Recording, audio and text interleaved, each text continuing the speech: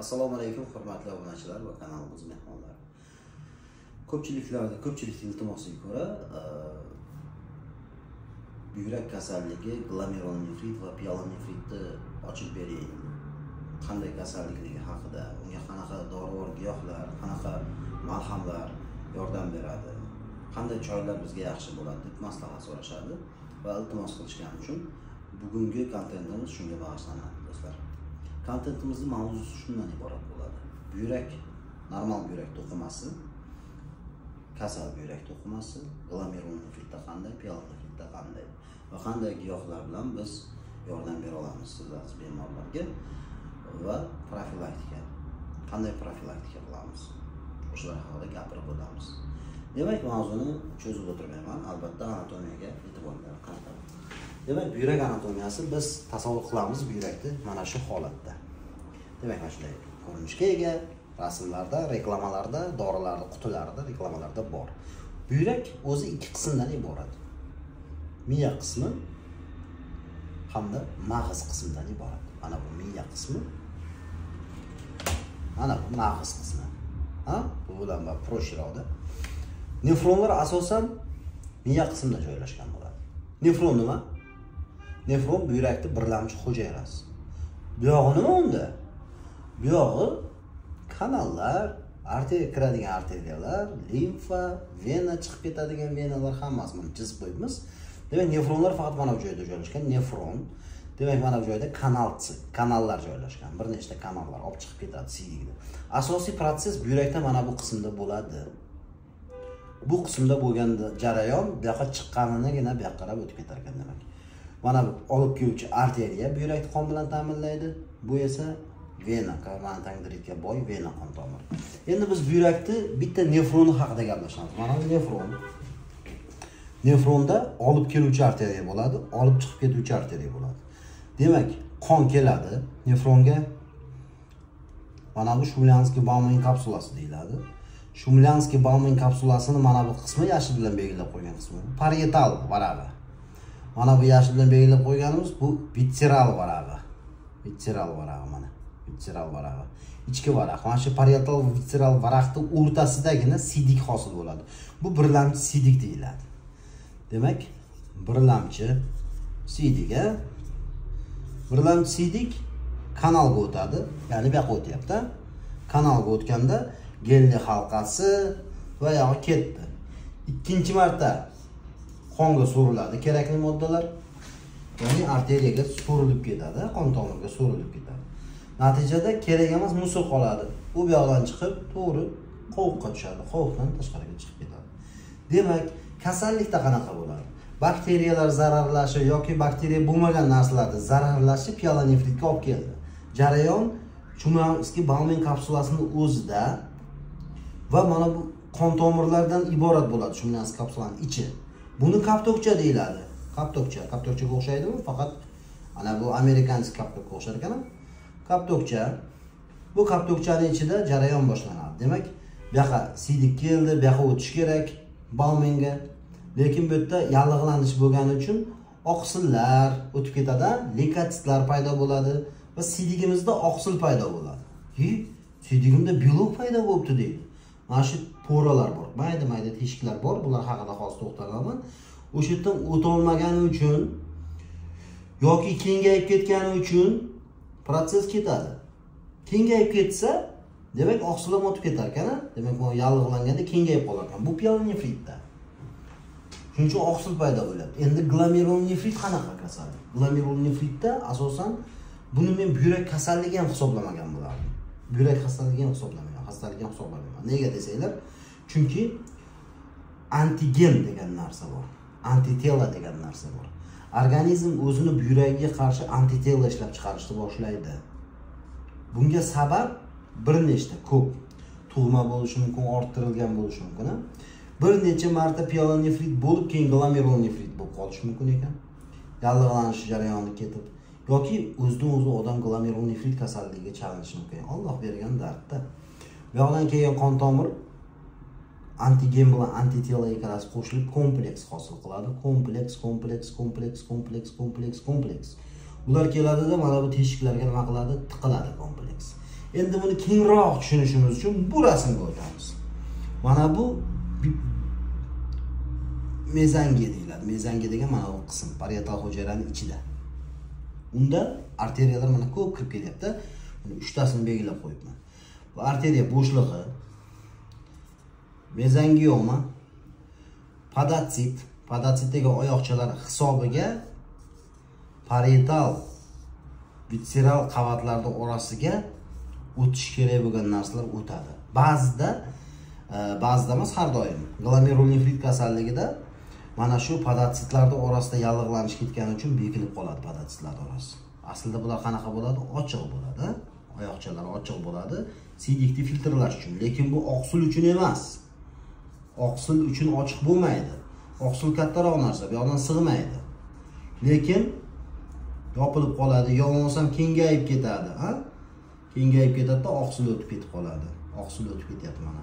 Bu yoqqa o'tib ketyapti-da oqsil. Keyin bu yoqdan ajralib kelyapti. Demak, glomerulonefritda oqsil oshishi ham kuzatiladi.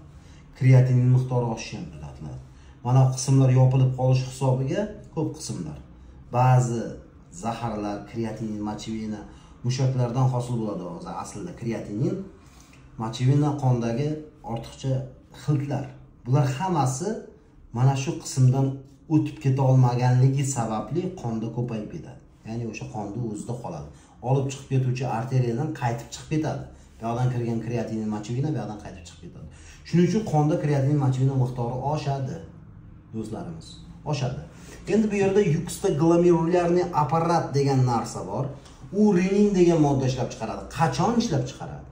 Qachonki mana tomirlarda yaxshi qon kelmasa, demak, bu yerda struktura buziladi. Glomerulonefritda struktura buzilib, komplekslar hamma joyda egallab tashlagandan keyin mana olib keluvchi arteriyadan turbadan kam qon kelishni boshlaydi. Qon kam kelishni boshlagandan keyin u yuga nima qiladi? Aqllida o'zicha. Davay deydi, renin degan modda ishlab chiqaramiz deydi. Renin ishlab chiqaramiz.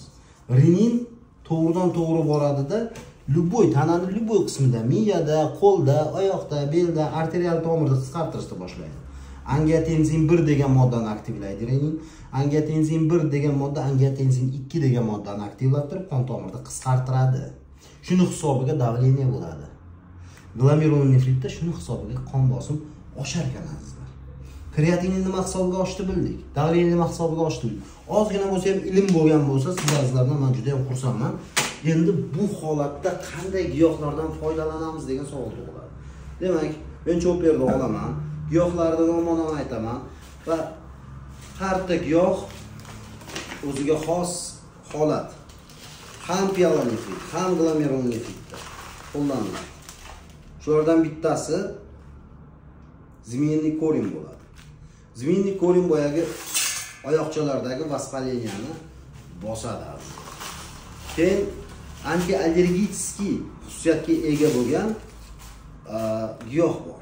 Antiallergический bu oddiy chereda o'simligi. Chereda o'simligi bor. Undan tashqari ozgina siydikni haydab olsak yomon bo'lmaydi. Buning uchun namatak o'simligidan foydalanamiz. Juda ko'p aytdik. Namatak o'simligidan foydalanamiz. Albatta Rossiyadan kelgan brusnika o'simligidan foydalanishimiz kerak. Brusnika o'simligi buyraklardagi yallig'lanish jarayonini bosish xususiyatiga ega ekan. Nagatki degan o'simliklar bor, kalendula deymiz. Kalendula o'simligidan qo'shiladi. Undan tashqari, ular sanab turinglar, nechta giyoh qo'shyapman. Sanab turinglar. Tak, sal ko'proq. Shalfey o'simligi vaspaleniyaga qarshi ishlaydi. Bundan qo'shyapmiz. Zgraboy o'simligidan albatta qo'shish kerak. U ham vaspaleniyani kamaytiradi. Pielonefritda ham foydali, glomerulonefritda ham foydali. Glomerulonefritda mumkin, samay qilamiz. Mumkin bo'lgan narsalar. Ham pielonefritda mumkin bo'lgan narsalar qo'shyapmiz. Rossiyadan kelgan biryoza o'simligi ham nima qilib beradi? Albatta siydikni ko'paytirib beradi. Gollandiyadan keladigan o'simlik bor. Gollandskiy petrushkaning urug'i bo'ladi. Undan ham qo'shib. Ko'ryapsizlarmi? Nimalar bo'lib ketyapti? Undan tashqari Rossiyskiy trava bu ham, koloknyanka. Albatta qo'shish kerak. Koloknyanka qanday bestoloknyanka davolash mumkin? Tushunmayman. O'zimizda o'sadigan giyohlardan qichima o'simlik, buni hamma biladi mana, qichima. Qichima o'simligidan ham albatta ichiga qo'shib o'ramiz. Jarayon yaxshi ketyapti. Albatta ixinatsiyani qo'shmasak bo'lmaydi. Albatta ichakdagi shlaklar, ichakdagi shlaklardan ahamiyatli joyi bor. Ichakdan qonga o'tib, yurakka kelib tiqilishi mumkin. O'shaning uchun shlaklarni ham tozalaydigan narsa aytayapman-ku, bu yurak kasalligi emas. Nima qo'shdim? Bildinglar nima qo'shdim? Bilmadinglar. Oddiy sachratqaningizni qo'shdim. Tarkibida lignin degan modda bor. Donik qo'shish kerak. Donik nima qilib beradi? Asosan tanadagi tarkibida kumarinlari borda, qonni suyultirib beradi. Qon kelishini yaxshilaydi bu yurakka. Demak, albatta sachratqi giyohidan ham qo'shish kerak. Nima deymiz? Sikoy deymiz, a? Bundan ham qo'shib olamiz. Endi yurakdagi yallig'lanish jarayonini bosadigan albatta rozmarin degan o'simlikdan qo'shamiz. Rozmarin o'simligidan ham qo'shamiz. Tысячелистник degan o'simlik qo'shamiz albatta. Tысячелистник o'simligi tromblarni bir-biriga yopishtirmaydi. Tarkibida axillein degan modda bor. Flavonoid axillein bor. Bu narsa jarayonga ta'sir qiladi. Yurak qurishini oldini oladi. Qurish prosesslarini to'xtatadi. O'rmon qulupnayini mevasi bor. O'rmon qulupnayini mevasidan ham albatta qo'shish kerak. Chunki u ham yaxshi mochabonniy hisoblanadi. Pyelonefritda bo'lsa, glomerulsiz bo'lgan taqdirda ham seminal degan o'simlik borki, u zig'ir urug'i oddiy Qashqadaryo, Surxondaryoda o'sadi. Zig'ir urug'i. Azlar zig'ir urug'i jigarang bo'ladi. Bu yuraklarni nima qilib beradi? Muloyim qilib beradi, yumshoq qilib beradi. Asosiysi bu yerda yurak dorilari kam e'tibor berayotgan bo'lsanglar. Asosiysi barguzov o'simlik qo'shiladi albatta. Ko'ryapsizlar, sanab turibsizlar. Nechta bo'lyapti, nima bo'lyapti? Endi boya aytuvdik. Yurak tomirlari nima qilib qoladi? Operatorimizni iltimos qilib, mana shu joyga e'tibor berishimizga. Demak, yurak tomirlaridan qon kelishi qiyinlashib qoldi. Bu yerda chunki proses ketyapti. O'shalarning tomirlarning hammasini kengaytiradigan giyoh bu. Kengaytirganda yurakdagi o'tib ketish prosesi, kreatin mochevinalarning sidikka aylanib ketish prosesi albatta astragal o'simligi bilan bo'ladi. Marhamat, astragal o'simligini ham qo'shdik. Proses jarayoniga qo'shib boryapmiz-da. Bu juda murakkab hisoblanadi jarayon. Murakkab kasallikka murakkab davo izlayapmiz. Oddiy qo'qib o't o'simligi O'zbekistonlik giyohlarning qo'shnisini faqat chetki giyohlarini gapiraverasiz deyishinglar mumkin-da. O'shanaqa demasliginglar uchun O'zbekistonlik giyohlardan o'tamiz. Demak, oddiy kiyib o'ti nima qilib beradi? Topinglarchi nima qilib beradi kiyib o'ti? Ha? Barniol degan modda bor tarkibida flavonoid. Nima qilib beradi barniol? Barniol degan modda qonni suyultiradi. Qonni suyultirishdan tashqari nima qiladi? Sidik haydaydi do'stlar. Mana bu brusnik o'simligi. Endi bu ham Rossiyalik o'zini bundan ham qo'shish kerak. Chunki kerak-da. Organizmga foydali. Bu ham rossiyskiy trava ekan. Krava xlebka degan giyoh bor. Buni qo'shib yuborman. Krava xlebkadan ham albatta qo'shish shart. O'zimizda o'sadigan Vasilyok degan o'simlik bor.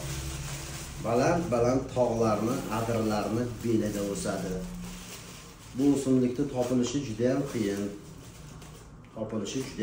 Mana ot qo'shildi bundan. Sanab turibsizlarmi? Mana bu bayarishning guli bo'ladi. Nega bu qo'shiladi? Bayarishning guli nega kerak o'zi degan savol bo'lishi mumkin. arterial bosimni ushlab berar ekan. Arterial bosimni ushlab bergani sababli hammasidan qo'shdik deb umid qilaman. Mana shuni hammasini soldik apparatimizga. Endi buni apparatni qopqog'ini topishim kerak. Qayerga qo'ydim ekan? Mana bu yerga qo'yibman. Endi mana shu protsessni bitta aralashtirib boramiz. Opa.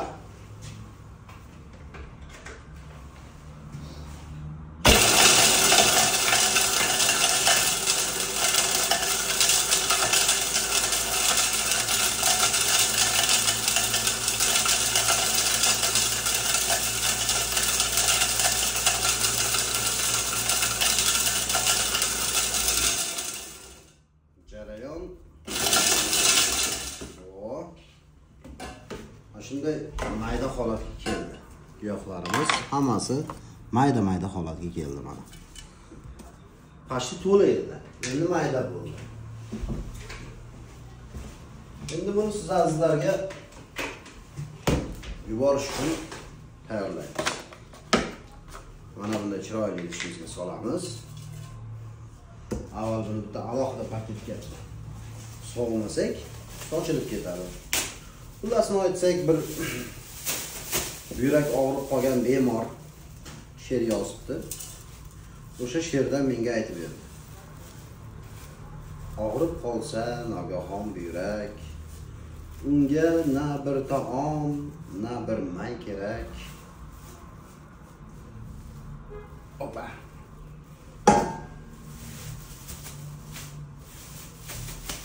Og'riqlardan bo'lganda halak, unga darmon, shifo, choy kerak degan she'r. Xullas, protsess tayyor. Hoppa. Muhrladik. Mana choyimiz ham tayyor bo'ldi. Marhamat. Bunda qanday iste'mol qilamiz? Buni iste'moli shundan iborat bo'ladi. Demak, qopqoqni ochamiz. Mana shu aralashmani hammasini, misol uchun mana shunaqa kastrulkada bo'lsak, hammasini hop solamiz. U rosa changib ketar ekan. Ustiga 1 litr 200 gram suv quyiladi. Kreatinin miqdori qanchaligiga bog'liq bo'ladi. Kreatinin miqdori yuqorilab, kamroq qo'yadi, 800 gram qo'ysa bo'ladi. Damlab qo'yiladi. 1 soatgacha tegilmaydi. Usti yopiladi albatta. Qopqog'ini yopasizlar. Dam yedirib qo'yasizlar. Dam yedirib qo'yganlaringizdan keyin jarayon 1 soat, 1,5 soatda pishadi dorimiz. Olamiz, albatta kuni bilan ertalabdan kechgacha ovqatdan oldin keyin farqi yo'q, ichib yuriladi. Kurs lecheniya davomiyligi 12 kun bo'lishi kerak giyohlar bilan davolanish. Endi buni shamasi bor. Shamasi qolib ketadi. Shamasini ustiga yana 1 litr 200 gram suv quyib, ikkinchi marta 5 minut qaynatib yuboriladi va uni ikkinchi kun ichiladi. Xuddi shu protsess 12 kun davom etishi uchun biz siz azizlarga xuddi shunday dorilardan 6 tasini taqdim qilamiz. Mana hop ketdi. 3, 4, 5, mana boyagi bilan 6 edi. 6 ta to'plam 1 kun damlab, 1 kun qaynatib 12 kunga yetadi. Kimni bu mavzu qiziqtirgan bo'lsa, giyohlar to'plami qiziqtirgan bo'lsa, raqamim 90lik 349 0530. Bu reklama. Ochiqdan ochiq reklama, lekin halol reklama. Hammaga shifoyi komil sog'liq tilagan holatda sizlar bilan doktor Ibragimov. Sog' bo'linglar, buyraklaring kasal bo'lmasin. Salom.